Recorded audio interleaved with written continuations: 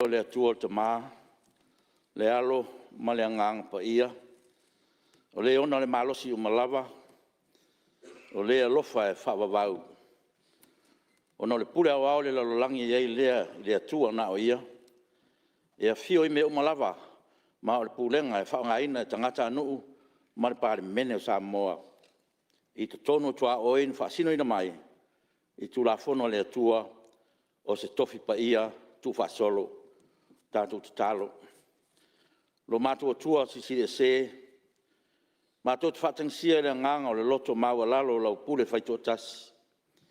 Ina ia te tō ifo lau whaunga mana I lunga o le nei Palemene. Whaatonu mai oe, na ia tonu ai a mātua whelafulafo inga.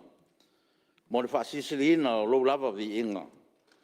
Ma soifua lau le lei o tangata anu o Samoa. Mātua manatua, le tamai tai Palemea, ma nisi sui fono, lo sa iri tong fiti a walo lato malosi le tino. Mātou te talo le atua, e whaonga ina a ao ali im tamai tai fo mai, ana i tau wala mai eilo mana wha malo lo mo I latou. O le te talo na e ao o mai, lo mātou tamai o le langi, ia pa ia lo suafa, Io o mai lo malo, ia whaia lo finangalo le langi e pe en whaia le langi.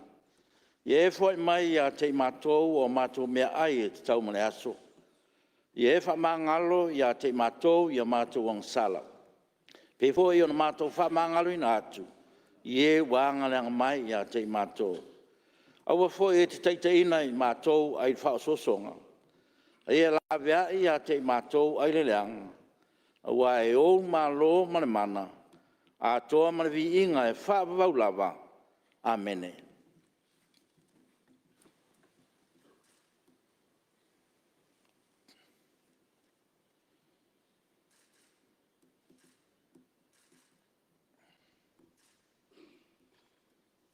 Tough time.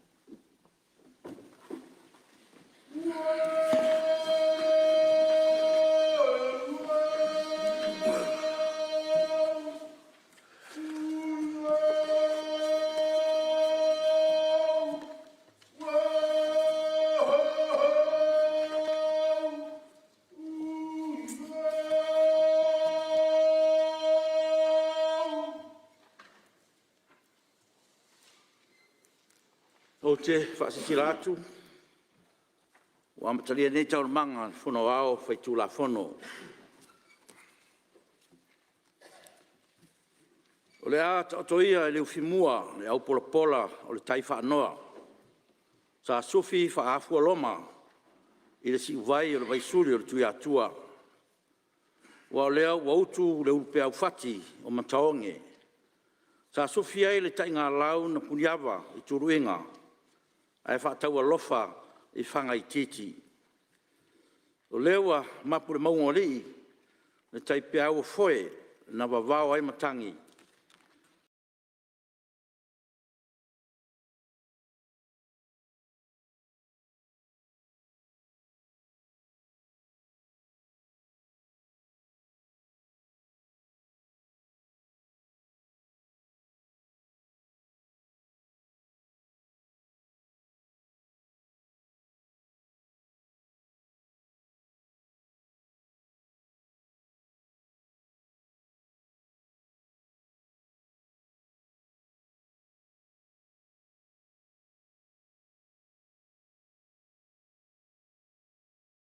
Lewa mapure maunga li, le tai peau foe na wawao ai matangi.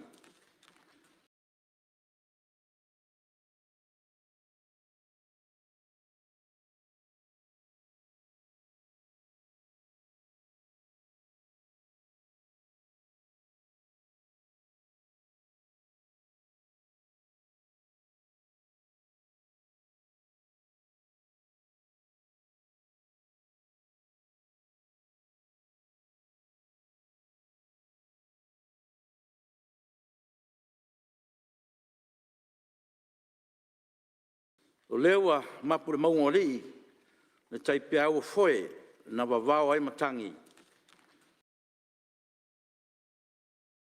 Sui tofia malo whalitua, Pea foi lau fionga le whamsinsili, lau fionga le presidente, ma le mamalu o le tino whatau ngai o le whamsinonga.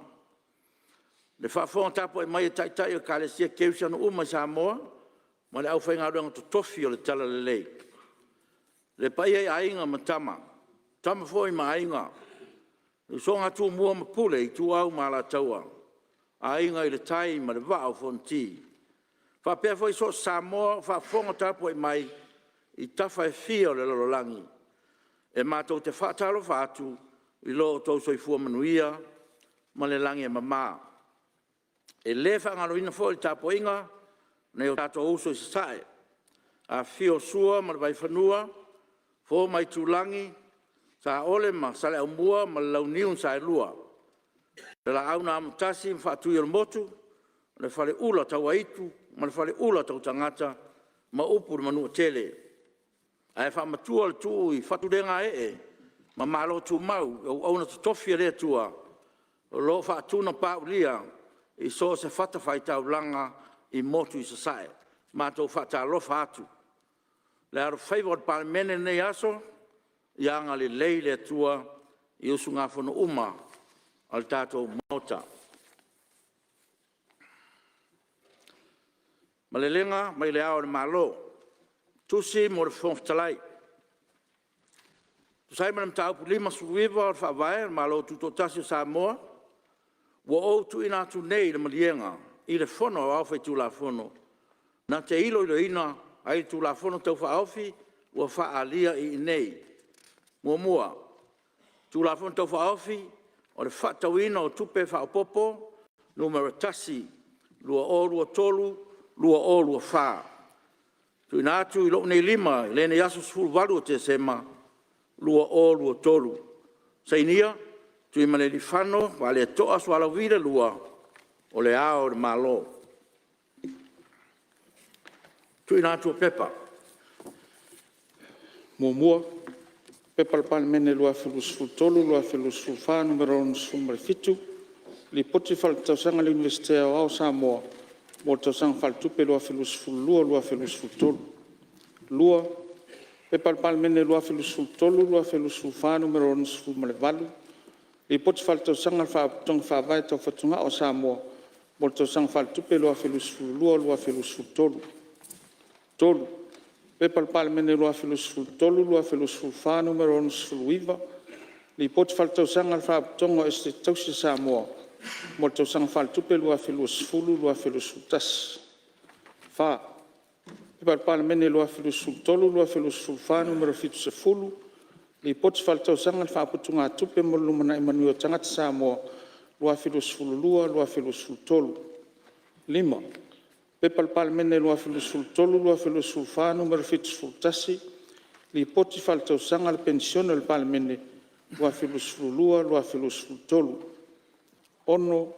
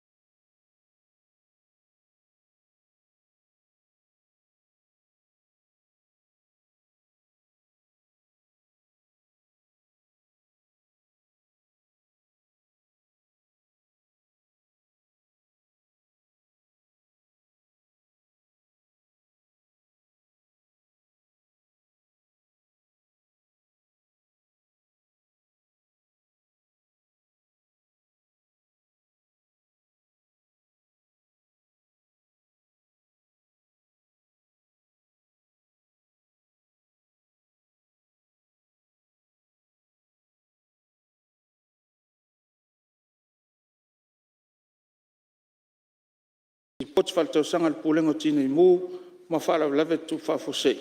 Mo tausanga whaaltupe, lua whilusfululua, lua whilusfulutolu. Whaalolo fio. Tuina atu o ripoti a komiti wha Palemene. Mua. Pepa Palemene lua whilusfulutolu, lua whilusfulfa, numero valusfulfa. Ripoti al komiti o tūlafonu tūmau, i le pepa Palemene lua whilusfululua, lua whilusfulutolu, numero 5 Ripoti al official suetusi Samoa, suenga ngaluenga whaatino le tāpenanga Samoa, mo le whaatino ino sini taiala, mati ina e whaauau. Ananga tā mga whakautu maina, lua whilusfululua. Lua. Pepa Palemene lua whilusfulutolu, lua whilusfulfa, numero 5 Ripoti al komiti o tūlafonu tūmau, i le pepa Palemene lua whilusfululua, lua whilusfulutolu, numero 6 Ripoti ala official suetusili au. I lunga o tūlanga whaale tonu mo le tausanga whaale tupe lua whilusfuluiva, lua whilusfulu. Tolu. Pepa Palemene lua whilusfulutolu, lua whilusfulfa, numero 26 Ripoti al komiti o tūlafonu tūmau, i le pepa Palemene lua whilusfulutolu, lua whilusfulfa, numero 10 Ripoti whaale tausanga le komisi o ngaruenga le malo, lua whilusfulutasi, lua whilusfululua. Fa, pepa Palemene lua whilusfulutolu, lua whilusfulfa, numero 27 Ripoti al komiti o tūlafonu tūmau, i le pepa Palemene lua whilusfulutolu, lua whilusfulfa, numero 10 Ripoti whaale tausanga le mtanga runga le Palemia ma le kapeneta, lua whilusfulutasi, lua whilusfululua. 5. Pepa Palemene lua whilusfulutolu, lua whilusfulfa, numero 28 Ripoti al komiti o le vaenga tauluvafe aloai. I le pepa Palemene lua whilusfulutolu, lua whilusfulfa, numero 5 Ripoti whaale tausanga le pulenga whaelonga mtuspasta oloa. Mo le tausanga lua whilusfulutasi, lua whilusfululua. 6. Pepa Palemene lua whilusfulutolu, lua whilusfulfa, numero 21 Ripoti al komiti o le vaenga tauluvafe aloai. I le pepa Palemene lua whilusfulutolu, lua whilusfulfa, numero 51 Ripoti whaale tausanga le mtanga luenga soifua maloloina, lua whilusfulutasi, lua whilusfululua. 7. Pepa Palemene lua whilusfulutolu, lua whilusfulfa, numero 20 Ripoti al komiti o le vaenga tautamau ainga. I le pepa Palemene lua whilusfulutolu, lua whilusfulfa, numero 30 Ripoti whaale tausanga le pulenga o tangata whao mai moa, po le tausanga whaale tupe lua whilusfulutasi, lua whilusfululua. 8. Pepa Palemene lua whilusfulutolu, lua whilusfulfa, numero 20 Ripoti al komiti o le vaenga o atina SS. I le pepa Palemene lua whilusfululua, lua whilusfulutolu, numero 2 Ripoti whaale tausanga le onanga o vaa Samoa, lua whilusfulutasi, lua whilusfululua. 9. Pepa Palemene lua whilusfulutolu, lua whilusfulfa, numero 22 Ripoti al komiti o le vaenga o atina SS. I le pepa Palemene lua whilusfululua, lua whilusfulutolu, numero 3 Ripoti whaale tausanga le pulenga o whelauinga lau ele, lua whilusfulutasi, lua whilusfululua. Ma le 10.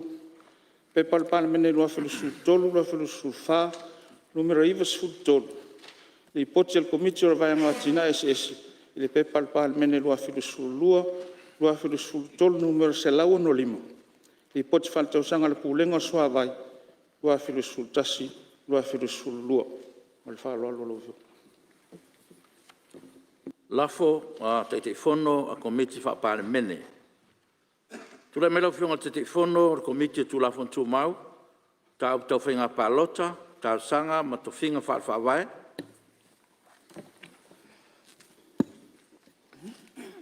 Lau a whionga le whongwhitalai, talu ai ele i mai le lei lo ilonga le nei komiti ngā ruenga ua tā ua lalo, o le ala leo tula i atu ma le whaaloalo e whātū le lafo.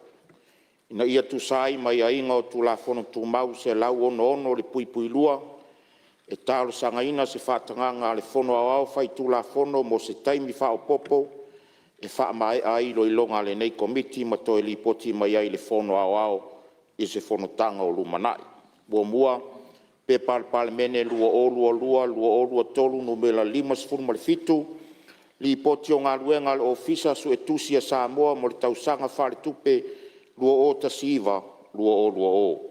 Lua, pe Palemene lua o tolu no mela se lau tolu sfumar tolu, li poti o le ofisa su e tusili au i lunga o tūlanga whale tonu mo le tausanga whare tupe lua o tas o le lafole mal whalolo lo fia. Lua, e sui mamalu, mai vaisingana numero tasi, ma ngai whamaunga numero lua. Sili, pa la whamaunia le lafo, o e whinangaro e sau noma le ioe. Au ese le ai, ua manu malo le ioe. Tule mai lau whionga te te whono le komiti o tupe maua, ma tupe tutongi.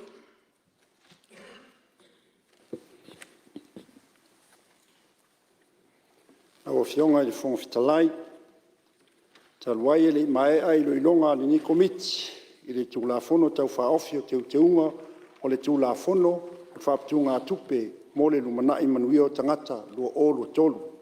O le ala leo le tūla iatu ma le whaaloalo e whaatu le lafo, ina ia tu sai mai a ingo le tūla whono tū mau, tasi ono pui lua.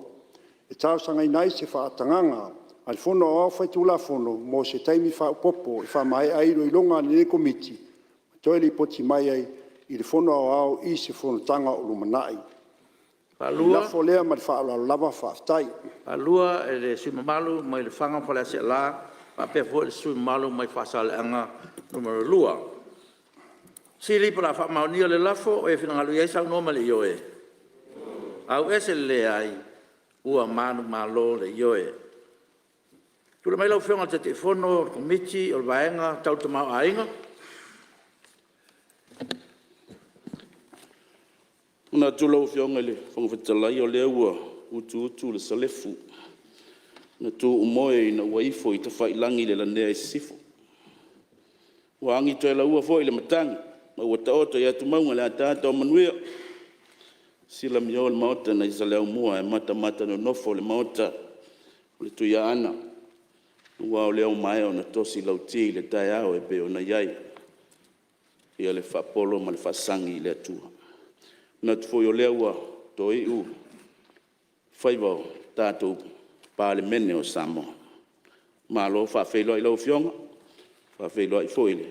Palemene o Samoa. O tu atu e whatu le lafo. Lau a whionga le whangwhitalai. Ta luai e lei mae ale lei roi longa le nei komiti tu la fono tau whaofi. O le pepa whamaunia whate konolosi e longo fia i tangata Samoa lua o lua tolu. O le ala leo le tula iatu ma le nganga whaaloalo e whatu le lafo. Ina ia tu sai mai a inga o tu la fono tu mau tasi ono pui lua. E talo sanga inai se whatananga le fono au whai tu la fono mo se taimi whao popo. E wha mai ai loi longa le nei komiti. Ma toi li poti mai ai le fono au i se Fonotaga o lumanai. Le lafo le ala o whionga. Talua, e sui mamalu mai whasale anga numero lua, o pele sui mai whale alili numero lua. Sili pa la whamaunia le lafo e whinangalo e sau noma le ioe. Au ese le ai, ua manu malo le ioe.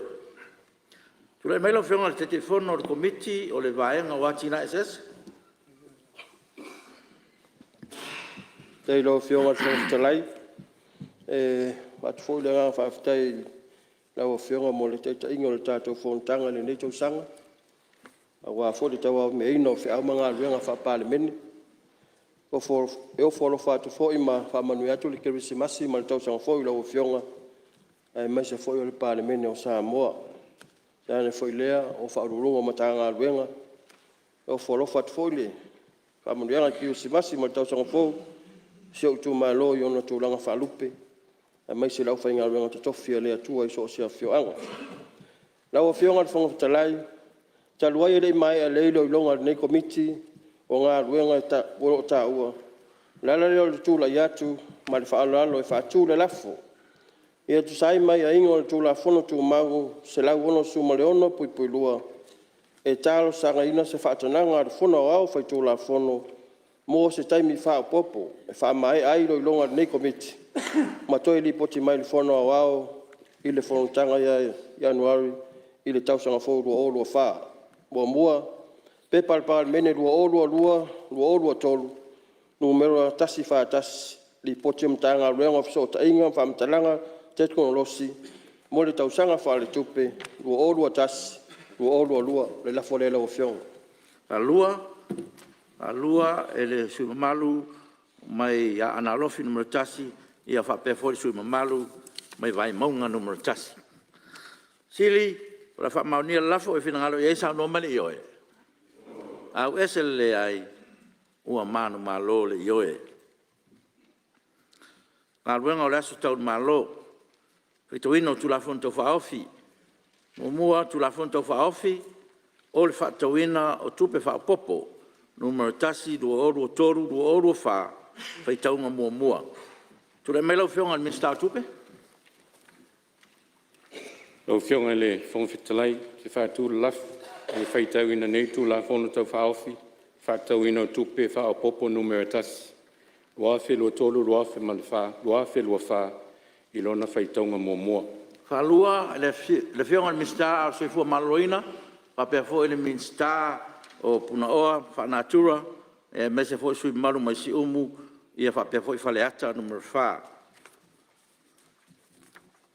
sili po la faitauina nei le tu la fonto fa ofi o le fatauina tupe numero tasi lua oru toru lua oru fa ilona faitaunga mua o e fina ngaro e sa no mai yoe au ese le ai ua manu malo le yoe O stula fono e whaatanga i nai le tu inatu ma le whaonga e no nisi o whainga o tupe ma le whaaputunga tupe mtanga luenga o tupe.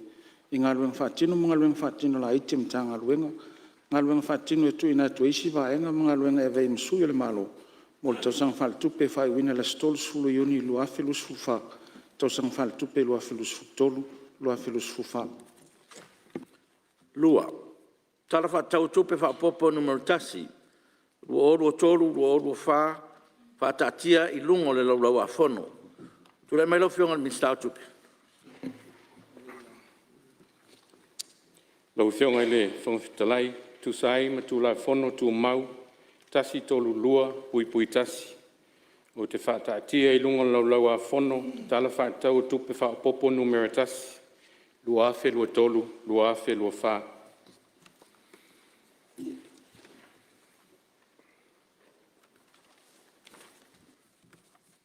Tolu.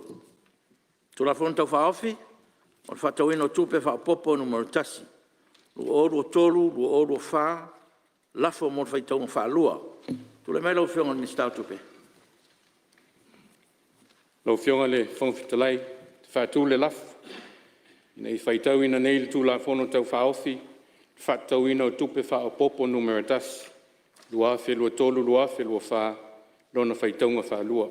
Whaalua, le fionga le minstau soi fua maloloina, a pe fua le minstau so ta inga, ma le minstau puna oa wha natura, ma se manga.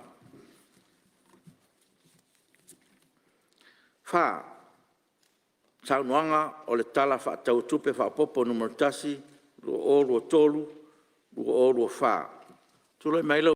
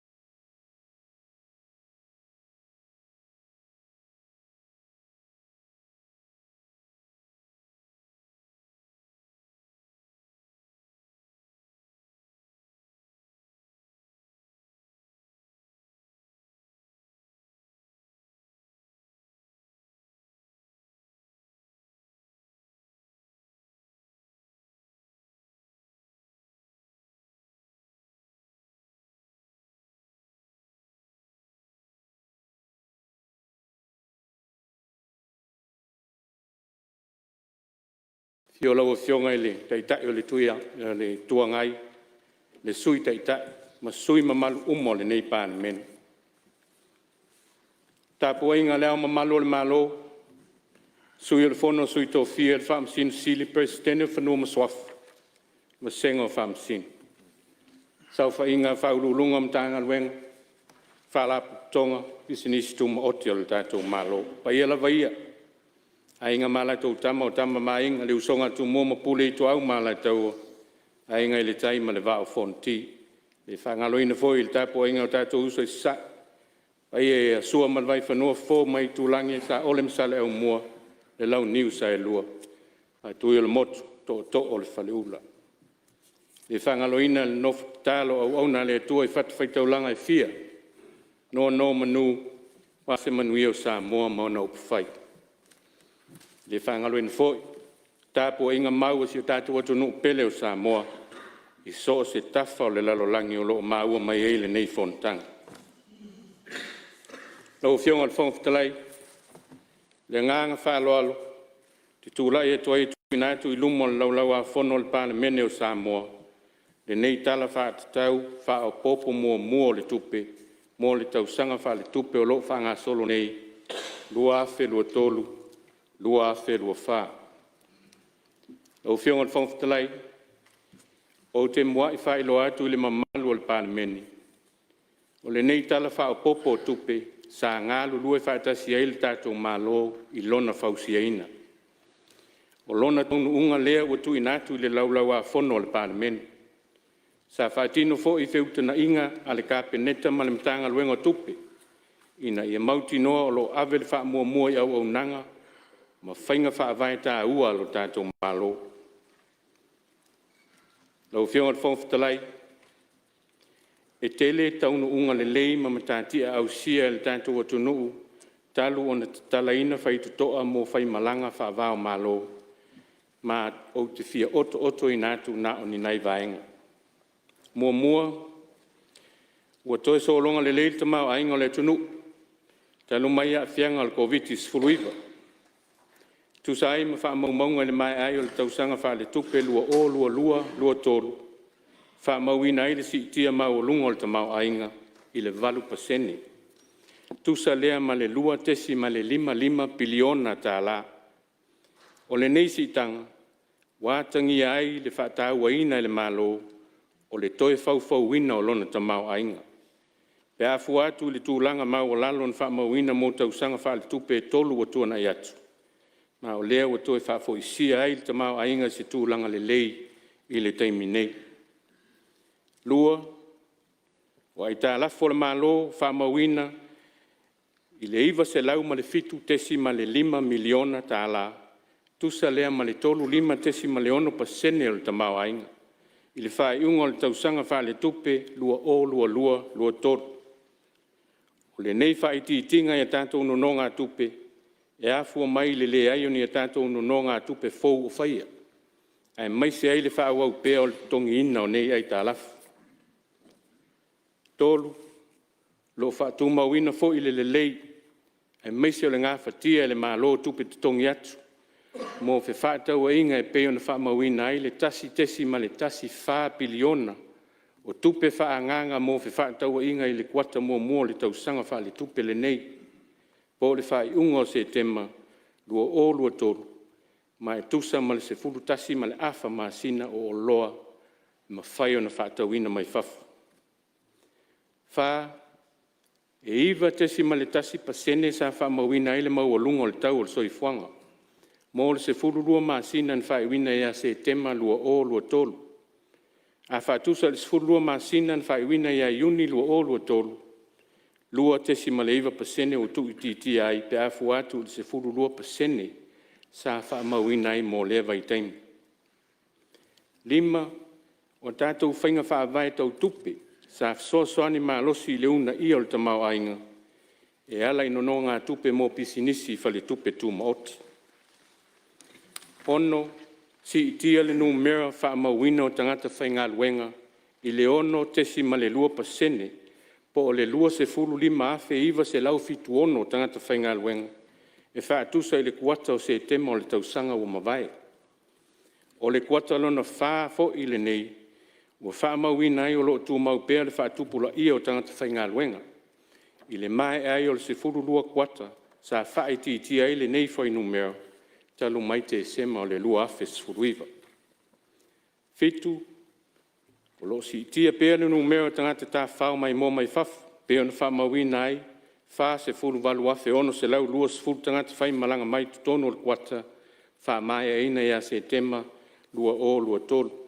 E tusa lea ma le lua se lau tolu tesi ma le 5% si ti ai, pēr wha tusa le kuata lava leo le tausanga wha le tupe o mawai.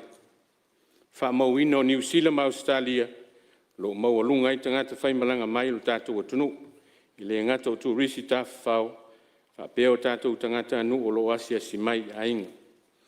Wha pēr foi ona si tia mawae, le lua se lau tolu se furu tesi ma le 3% tupe maua mai pisinisi. Mō tangata tā whao mai mua mai whafu. Wha mauina ai, le se lau 5 tesi ma le 3 miliona tā la, pēr whaatusa atu le kuata mō le tausanga ua mawai atu. I le malelona walu lau fiong, ua whaeloa atu fo i le pa uo le tau o le soau o le masina le nei o Tesema. O se wha mama a venga lea, fe ngai e pēr le lalolangi ma le maulunga o le tau o le soifuanga, ai wha pēr ve singa wha vau ma loi atu no i whafu. I leo toi pō mala e, i le tele o le sosoani e le malo i le toi una ia, wha tupula ia o le tātou tamau ainga. O loo whau au pēr nei ngā luenga, e au fi ai fi sosoani patino, mō pisinisi, pē on whaatino ina le whale tupe o ati nae o Samoa, ma le whaalapu tonga o le ati nae o pisinisi la iti. E whapea fo i fi sosoani mō tangata lau tele o le atunu, tau alatu i polo keti o ati nae o i tū malo. O lo tū mau fo i le avea pēr o le wha mafa ale malo ia o onga ma le soifua malo loina, ina ia wha au au ai pol kalame mo le manuia ma le ati na enga o tātou tangata. Lau fionga le whongwhitalai, e ui le tele o nei matatia, mataunu unga le lei o tātou au sia. I le te tau o na tātou nofua, o na e tele ngā luenga ma mea whaatatitia, ua maea o na whaatatitia e le malo, e fia whaatino, a wale ngafa tauli maina o le tūlanga ui ai neisi o tātou tamau ainga. Lau fionga le whongwhitalai, me se le mamalo le nei Palemene, o te avea foi le nei awa noa, whaafitai ai ngā luenga le lei sa whaatino, le fionga ia mulpola, ana rosa molio, a avea ma minista o tupe, ma ia meo le luafe lua tasi, se eo mai au ke topa le luafe lua tolu. Ma longa lue, whaafitai whai o le whaiva. Lau fionga le whongwhitalai, o te whaelo atu ma le ngang whaaloalo. O le tala whaopopo mua tupe mo le tausanga wha le tupe lua tolu lua wha. O loa o fiai vai ngā tupe mo mia mo le whaatinoino o nanga tā ua mo tātou tangata anu. Whaapea le whetu na inga o matawhai ioi e le kāpeneta, ma le whaopoponga o minsta fau e tō lua. Ua toe whetu na i fo inisi o vai ngā tupe mo ngā luenga o lo tuai o na whaatino, o no tū langa le ma alofia. Ai tu ina tu e wha mai a lele iei nisi ngā luenga wha au ma ngā luenga wha mua, i mā sina o tutoio le tausanga wha le tupe le nei o lo wha ngā solo. O leo te lenga o le nei tala wha te tau wha o popo mua le tupe, o lo o fua si iti ai le wha silinga o tupe alu i tupe maua, mai le tolu tesi ma le 3% e pe ona iei le tala wha te tau au tu, i le tolu tesi ma le 4% o le tamau ainga.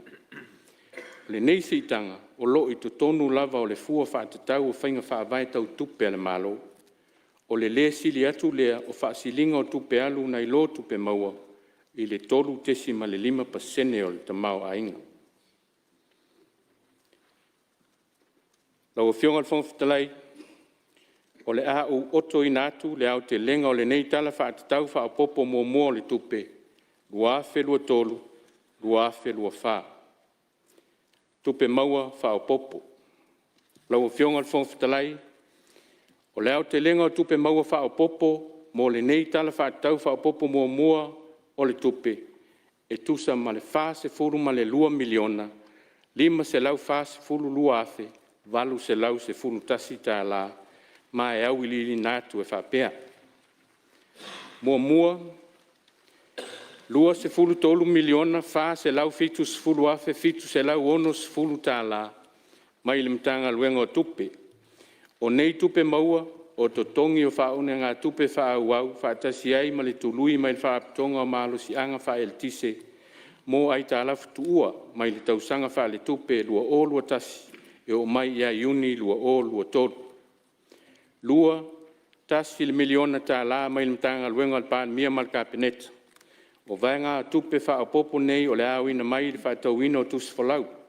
O no le si itia o le mana o mio tusi whalau, ta luai le wha tupula ia o tangata malanga. Tolu, se fulu valu miliona, fitu se fulu lua afe, ma le lima se fulu tasi tā la, mai le mtanga luenga o tiute me tupe maua. O le asi itia tupe maua mai la fonga o lo iai le teimi nei, pe on whaatino ina ai le mtanga luenga le lato ilo ilonga, sa fua lea i vai ngā tupe o mai au ina mai. Ai mai se ai le whaatupula ia o le tamau a ingo le tunu le teimi nei. O nei si itanga e vai ina atu whapea.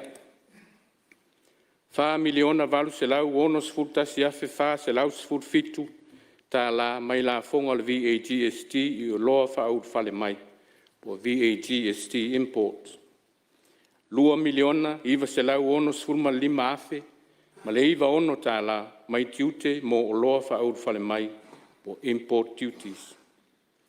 Iwa miliona fit se lau iwa sfur wafe, se lau fitu tā la, mai isi la fonga o loa whaud whale mai, o import excise.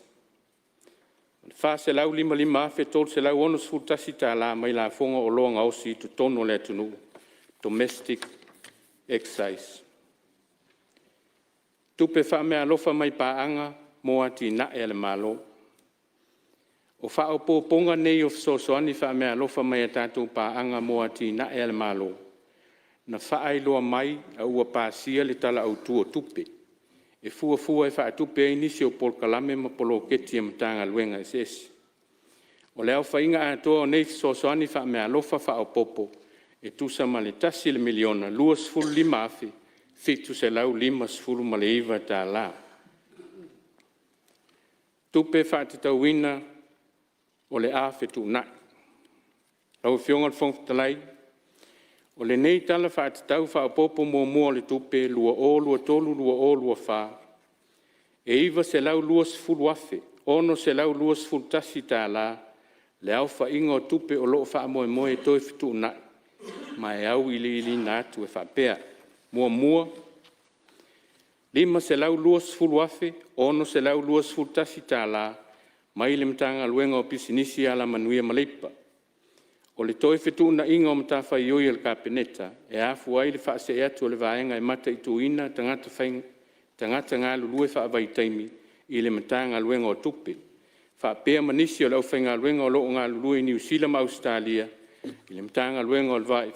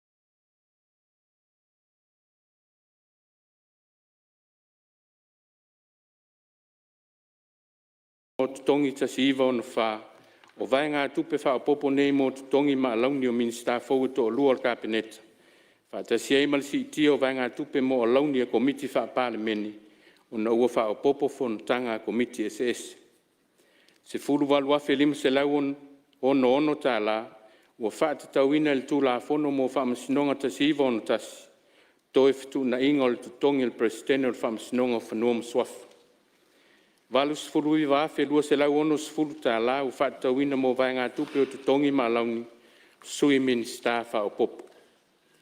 Lua se fulu tolu miliona, fa se lau fitu sfulu afe, fitu se lau ono sfulu ta la u fa o popo mo tupe tutongi atu mai le VAGST o le nei vai ngā tupe o le a tutongi atu tfala putonga o malo si anga tau el tise, EPC, ina ia fa mamai vai ngā tupe tu ua toi tutongi atu.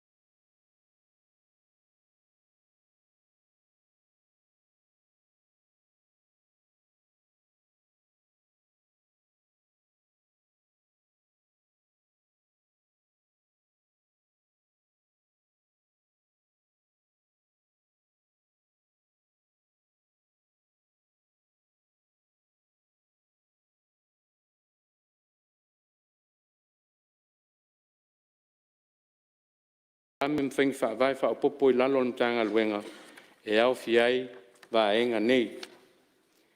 Iva sfulu afe lima se lau ta ala vai ngā tupe fa popo mo le su eino tusi mo poloketi wa mai ai le tausanga fa le tupe le nei. Lima sfulu afe o le sao le malo mo le malienga ma le UNFPA mo le tongi ina o la fonga VATST mo tupe fa alu a lea pol kalami. Tolu se lau lua sfulu tolu afe ma le valu ta ala mo le vaenga e mata I tuina tangata ngā lulue wha vai teimi. Lea ua wha se mai lalo le vaenga le minsta o tupe. Mo le silafia, wha maonia le kabineta le komiti ngā lulue po le Leap Task Force mata I tuina le wha tinoina le au inatu tangata ngā lulue wha vai teimi I atu no I fafo. Wha, iwa se lau ma le lua afe, valu se lau ma le lua tā la, mo le mtanga luenga le vai fafo ma wha tau inga. O vai ngā tupe nei, e wha tupe ai le wha se e atu o so upu, po liaison officers. Mai le vaenga e mata I tuina tangata ngā lue wha vai teimi, sai le matanga luenga o pisinisi ala manuia maleipa. O le neiftu na inga, le a mauti no ai le soronga le lei, o le whaafoina le lei, o le whaafoina o le nei pol kalame. Mo le vaia le lei o tātou tama whanau o loo ngā lue wha vai teimi. O le a ngā lulue so upu I lalo o le vaavainga kone sula I New Zealand ma Australia tu ina mai alatou li poti le komiti ngā lulue po le Leap Task Force. Lima, fitu se lau, wha se fulu ono afe, fitu se lau tā la, mo le mtanga luenga le Palemene ma le kabineta. O le nei vai ngā tupe, o wha o popo, mo le wha tau ina mai o tusi whalau fou, mo le tausanga wha le tupe o loo wha ngā solo nei. Ono, se lau se fulu lima afe, se lau lua se fulu tasi tā la, mo le mtanga luenga o wharaputonga le malo. Ono le fituna inga le kabineta, wha o ngā ina whaatasi e minista o wharaputonga le malo ma le minista o pisinisi, ala manuia maleipa, vai ngā tupe o loo whaatau ina I lalo le mtanga luenga o wharaputonga le malo. Nei vai ngā tupe toi whaola ina ai tupe sa whaaluina mo le minista, pisinisi ala manuia maleipa, ma le talo le tupe le mtanga luenga a matamai au le aso wha o ke topa lua o lua tolu, se i o atu le aso tolu sfuma le tasi Januari, lua o lua wha. Pol kalame wha o popo mo ati nai. Lau fionga le whongwhitalai, e tusa ma le tasi le miliona lua sfulu lima afe fitu se lau lima iwa tā la, le au wha inga o pol kalame wha o popo le a wha atupaina sao e pāanga ma sani mo ati na e le malo Samoa e patino le i vaenga maoti nei. Wha se lau tolu lima afe mo le vaenga maoti o ati na e o nuu mafioanga ma le soifuanga manuia lau tele.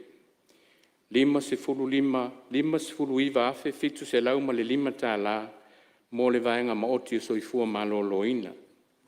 Se lau walu fitu afe lua se lau walu lua tā la mo le vaenga maoti o tūla fono ma le ami o tonu.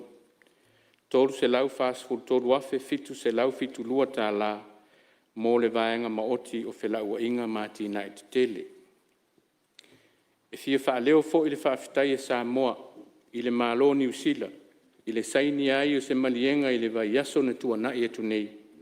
E tusa male se fulu 5 miliona tupe New Zealand. E fesosoani i por kalame o le swinga o le tau. O le nei fesosoani na afua mai le malanga asiasi al tamaitai Palemene taluai a Adern ia pia i le tausanga lua o lua. Tasi tesima le 5 miliona tala New Zealand leo mai au na whaailoa le tala au tua tupe o loo whaanga solo nei. O le isi se fulu tolu tesima le 5 miliona tala New Zealand. Le a whaanganga ma whaonga ina le tausanga whaale tupe fou, lango a inga luenga le tani. Le nao le tala whao popo mua tupe. E pei o na mua i whaelo atu, o vai ngā tupe ua whao popo ina, e mo o mia mo le whaatino ina o ngā luenga mtanga luenga le malo. Ai mai seile tangia o le toi whetu na inga o matawha i oi le kapeneta. E whaau au pēr le tātou malo o na tau sisi whainga whaavai mausali mo tupe whaalu. Ina ia mauti noa ai le lei whao ngā ina o nei vai ngā tupe. Lau o whionga le whongwhitalai, i lau tūlanga wha minista o le wha lapu putonga o wha putu ngā tupe mo le lumanai manuia o tangata Samoa, po le Samoa National Provident Fund, le nupi wha, te avea ile nei awa noa e wha iloa alo ia tuai, le wha i unga al komiti wha tonu, e wha pēr. O le a wha matu i nātu se tului, e lua te si ma le wha pasene, mo le au whai sau whanga i le tausanga wha le tupe le nei. O le tau au whai o le nei tului, o le a wha matu atu, e tusa ma le lua se fulu wha miliona, fitu se fulu ono afe, ono se lau ono valu tā la. O le a te talaina le tātou upenga te whailangi po le online portal, mo le talusanga ina o nei tului i le aso se fulu Januari le tausanga fou, lua o lua wha. E wha moe o le a fesoasoani tele le nei tului o le a wha matu atu.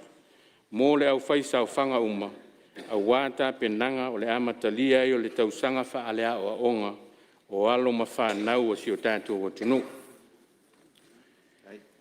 Ia lau whionga le whongwhitalai, sui mamalu umo le nei Palemene.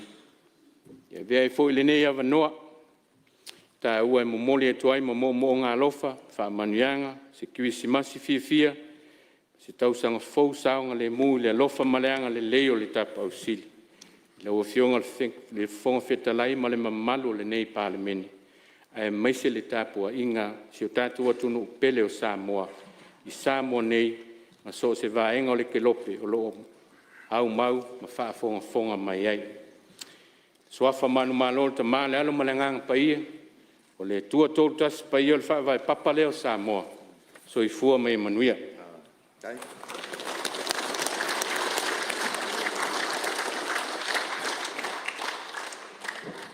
Ka malo, pa tai sa noa i lau whionga i le minsta o tupe.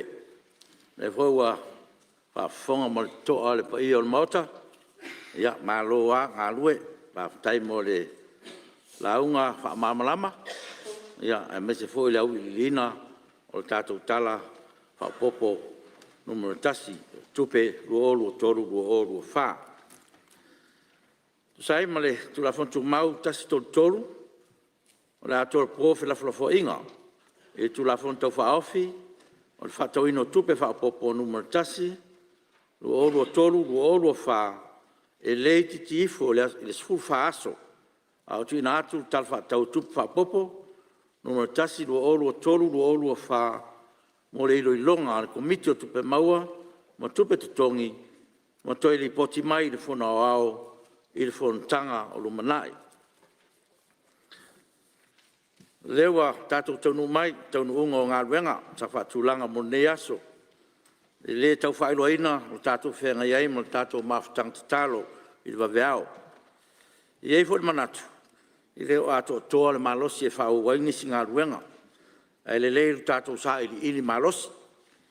Tātou tāsia le arwhaiwa o le komiti o tupe maua mo tupe tongi, i le lauliwina o le tala whaapopo le tupe, ua tu inatu iai. Tāu sia fwoi ngā ruenga o whenga iai ma tātou komiti wha Palemene, e mesi o tūlafon tau wha ofi, o lo iai roi longa wha awau. E manatu, o le a whais tātou malo longa, se i tātou tau a fia, i le isi asu fono e tusa mo le kālena, o Fonotaga o wha maonia. E mori atu le whafteitele pa ia o le tātou mauta, o na le wha mapopoina o le tātou toe fono o le nei tau sanga lua o lua tolu.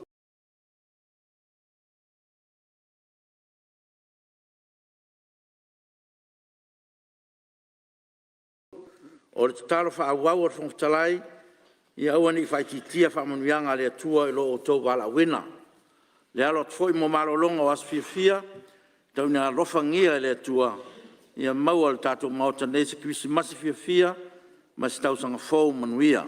Whaftai sa moe lau tapo inga nei tau sanga atoa, o leo o tini manuia ngā ruenga lau Palemene, o no lau tatalo ma le tapo inga. I a maua si o tātou tunu o se kwisi masifiafia, ma se tau sanga fau manuia. Whalu lunga mtanga ruenga, pala tontu maoti le tātou malo, whaftai tau tua malo. Malo le onsa i whaiva, ma tiu te o wala wina ai. Ia whamanuia le atua ia o tau fionga. Ai tātou te rei tolpo, o tāsa ngātu lau fionga sui whongtalai, i saunia mais tātou te talo e whai wal tātou whono.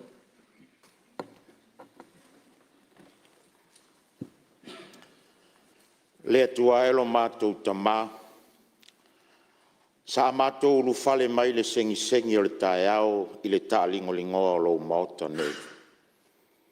Sa mātou a Samoa atu i lo wanganga pa ia le li ie. Ma mātou sa ili whaalumanga whaale anganga atu i a te oe. Ina ua ngase ngā luenga o le nei tausanga. Sa mātou langona ina le taitolo ina i mātou ma le anganga o lau a fio le li ie. Mātou toe ulu fale mai fo'i e toe whaawau la mātou ngā luenga. Mātou